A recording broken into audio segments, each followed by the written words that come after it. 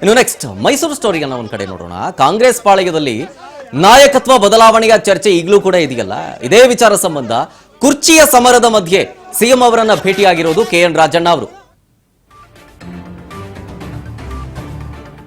ಮೈಸೂರಿನಲ್ಲಿ ಸಿಎಂ ಸಿದ್ದರಾಮಯ್ಯ ಅವರನ್ನ KN ರಾಜಣ್ಣ ಅವರು ಭೇಟಿ ಮಾಡಿದ್ದಾರೆ. ಇದೊಂದು ರೀತಿಯಾಗಿ ಕುತೂಹಲಕ್ಕೂ ಕಾರಣ ಆಗ್ತಾ ಇದೆ.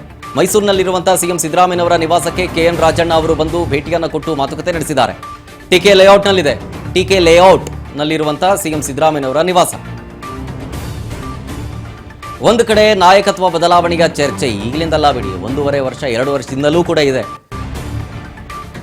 ಸಂಕ್ರಾಂತಿಯಿಂದ ಹಿಡಿದು ಇದೇ KN ರಾಜಣ್ಣ ಅವರು ಸೆಪ್ಟೆಂಬರ್ ಕ್ರಾಂತಿ ಅಂತಲೂ ಕೂಡ ಹೇಳಿದರು. ಸೆಪ್ಟೆಂಬರೂ ಮುಗೀತು, ಅದಾದ್ಮೇಲೆ ನವೆಂಬರು ಕ್ರಾಂತಿ ಅಂದ್ರು, ಅದೂ ಮುಗೀತು. ಮತ್ತೆ ರಿಪೀಟ್, ಮತ್ತೆ ಸಂಕ್ರಾಂತಿ ಅಂತ ಹೇಳಿದ್ರು. ಯಾವುದು ಕೂಡ ಆಗಲಿಲ್ಲ. 2 ವರ್ಷಗಳಿಂದಲೂ ಕೂಡ ಇದೇ ಇತ್ತು. ಅದಾದ್ಮೇಲೆ ದಾಖಲೆ ಬಜೆಟ್ ನಂತರ ನಾಯಕತ್ವ ಬದಲಾವಣೆ ಆಗುತ್ತೆ ಅನ್ನೋ ಮಾತು ಕೂಡ ಇತ್ತು. ಬಜೆಟ್ ಕೂಡ ಮುಗೀತು. ಆದರೆ ಇದ್ರ ಬಗ್ಗೆ ಮಾತ್ರ ಯಾವುದೇ ರೀತಿಯಾದಂತಹ ಬೆಳವಣಿಗೆಗಳು ಕಾಣಕ್ಕೆ ಸಿಕ್ಕಲಿಲ್ಲ. ಬಟ್ ಟಾಕ್ ಇನ್ನೂ ಹಾಗೇ ಇದೆ. ಕುರ್ಚಿ ಸಮರ ಈಗಲೂ ಕೂಡ ಇದೆ. ಇದರ ಮಧ್ಯೆನೇ KN ರಾಜಣ್ಣ ಅವರ ಈ ಭೇಟಿ ಕುತೂಹಲಕ್ಕೆ ಕಾರಣ ಆಗ್ತಾ ಇರೋದು. ಇನ್ನೊಂದು ಆಂಗಲ್ ಇದೆ. ಅಂದ್ರೆ ಒಂದ್ ಕಡೆ ನಾಯಕತ್ವ ಬದಲಾವಣೆ ಅಂದ್ರೂ ಮತ್ತೊಂದ್ ಕಡೆ ಸಂಪುಟ ಪುನರ್ರಚನೆ ಅನ್ನುವಂತ ಮಾತು ಕೂಡ ಇದೆ.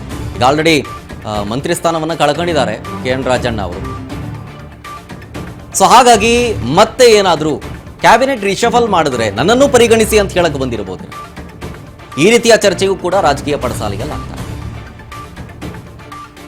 ಮತ್ತೆ ಸಂಪುಟ ಪುನರ್ರಚನೆ ಮಾಡಿದ್ದರೆ, ನಾನು ಈ ಹಿಂದೆ ವೋಟ್ ಚೋರಿ ವಿಚಾರ ಸಂಬಂಧ ನಾನು ಮಾತನಾಡುವಂತಹ ಸಂದರ್ಭದಲ್ಲಿ ಯಾರೋ ಹೈಕಮಾಂಡ್ ನಾಯಕರಿಗೆ ಬೇರೆ ರೀತಿ ಅರ್ಥೈಸ್ಬಿಟ್ಟಿದ್ದಾರೆ. ನಾನು ಹಂಗೆ ಹೇಳಿದ್ದಲ್ಲ, ನಾನು ಪಕ್ಷದ ವಿರುದ್ಧವಾಗಿ ನಾನು ಮಾತಾಡಿರಲಿಲ್ಲ, ಹಾಗಾಗಿ ನನ್ನನ್ನು ಈ ರೀತಿಯಾಗಿ ಮಂತ್ರಿ ಸ್ಥಾನದಿಂದ ಕೆಳಗಿಳಿಸ್ಬಿಟ್ಟಿದ್ದೀರಿ.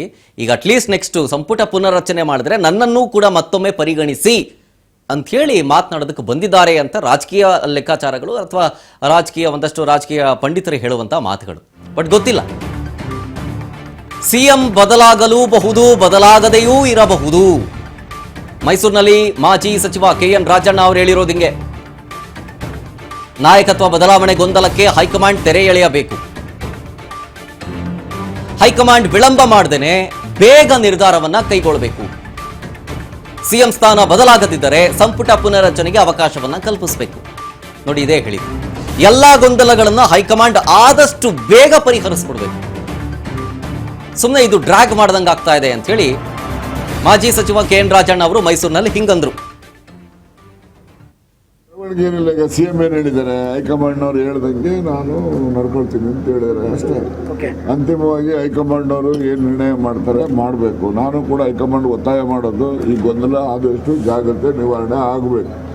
ಈ ಗೊಂದಲ ನಿವಾರಣೆ ಆಗದೇ ಇದ್ರೆ ಸರ್ಕಾರದ ಅಡ್ಮಿನಿಸ್ಟ್ರೇಷನ್ ಗವರ್ನೆನ್ಸ್ ಮೇಲೂ ಕೂಡ ದುಷ್ಪರಿಣಾಮ ಆಗ್ತದೆ, ಪಕ್ಷದ ಮೇಲೂ ದುಷ್ಪರಿಣಾಮ ಆಗ್ತದೆ ಅಂತಕ್ಕಂಥದ್ದನ್ನು ನಾನು AICC ಅವರಿಗೆ ಖುದ್ದಾಗಿ ಹೋಗಲು ಹೇಳಿದ್ದೀನಿ, ಪತ್ರನೂ ಬರೆದಿದ್ದೀನಿ. ಮತ್ತೊಮ್ಮೆ ನಿಮ್ಮ ಮೂಲಕ ನಾನು ಕಾಂಗ್ರೆಸ್ ಹೈಕಮಾಂಡ್ಗೆ ಒತ್ತಾಯ ಮಾಡ್ತಕ್ಕಂಥದ್ದು, ಏನು ನಿರ್ಣಯ ಅವರು ಇದೆ ಅದನ್ನು ಆದಷ್ಟು ಜಾಗ್ರತೆ ನಿರ್ಣಯವನ್ನು ಮಾಡಿ ಗೊಂದಲವನ್ನು ನಿವಾರಣೆ ಮಾಡಬೇಕು.